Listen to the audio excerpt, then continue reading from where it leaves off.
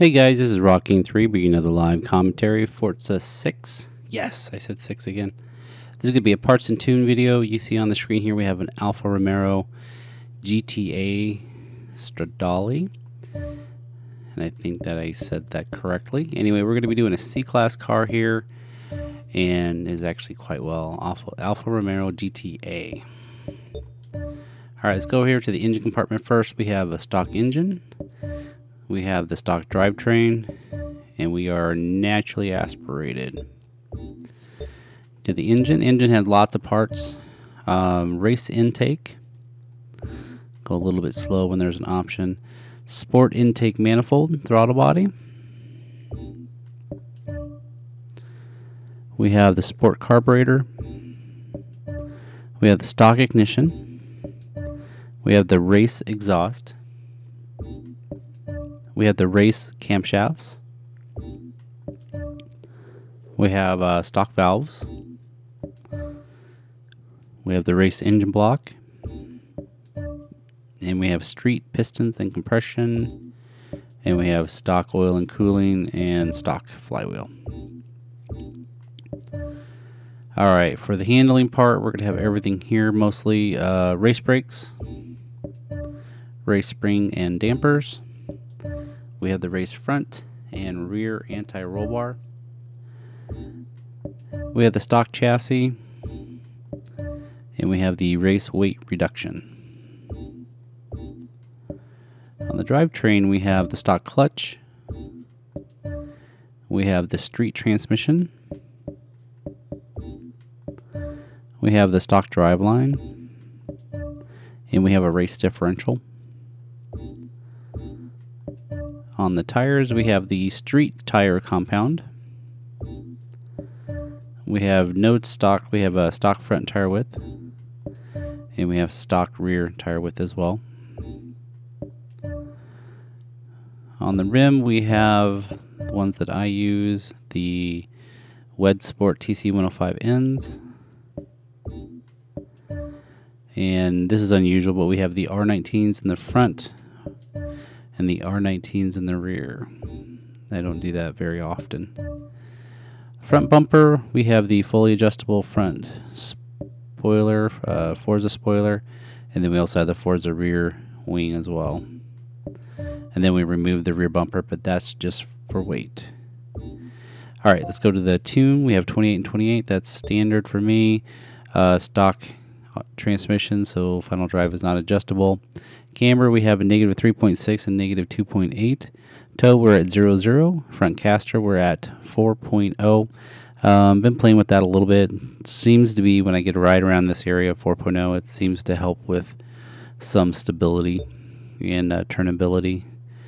Anti-roll bars, we have at 20.09 and 22.26, just slightly set up to oversteer. And the rear springs are set up the same way, 247.8 in the front, 260.8 in the rear. Stock ride height 7581. Dampening, we have 9.0 for the front, 11.0 for the rear on the rebound, and we have 2121 for the bump stiffness. Aero, I did add a little bit of downforce to it to stable out the car a little bit, 88 and 170 on the downforce. Braking force, we have at 46%. I don't have any problems with it locking up, and it's a little bit soft. I don't know if there's a little bit better number, but my main thing is not locking up and be able to give it some additional braking pressure when I need it to. And then the pressure that I have is 200%, which is normal for me. Acceleration on the differential is 20% and deceleration is 40%. Alright, so that's the build and tune. Let's take a look at it on the track. Just a second. Alright, and we are back. We are on Laguna Seca against another Alfa Romeo. Let's just see how this turns out.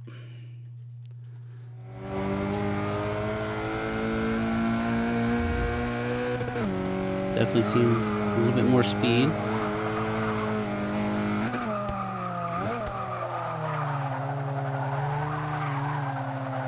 Brakes feel a little bit soft. Definitely a lot of throttle control if you're going to go down to second gear like this. Make sure you get some throttle control on it, otherwise you're going to lose the the tires.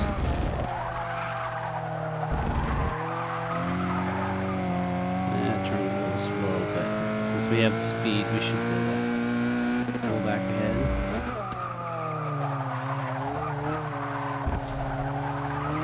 I'll leave that in third.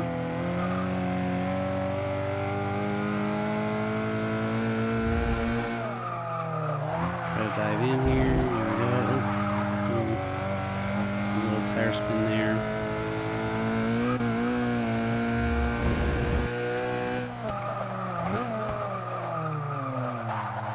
Oh, good turn. Sometimes I go a little too far into that turn.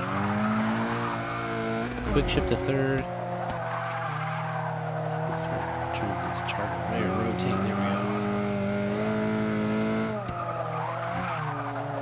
The car that we picked was about 200th place.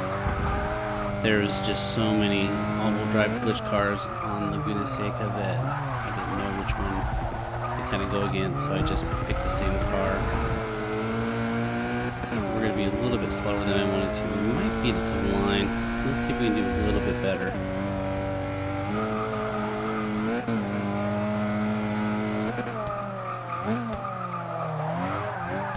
And that's not going to be better. That's going to be slower. Alright, I guess we're just going to spin the tires now that they're high. They're going to stay slick. Alright, so we don't need to finish this lap, since it's going to be so slow. Anyway, the car overall is pretty easy to drive. It turns in pretty well. I do tap the brakes a little bit, but then I let the deceleration take into effect so that it actually slows it down and rotates the car around a little bit. A little slow out of the turns with the gas, but then once I get it straightened out, then I'm all on. So give the car a try. It's probably not just here. It may be kind of a speed car on some medium-sized tracks as well. I actually don't know what the top speed of this car is, because I've only ran it on this particular track. So anyway, hope you like it, and we'll catch you next video. Later.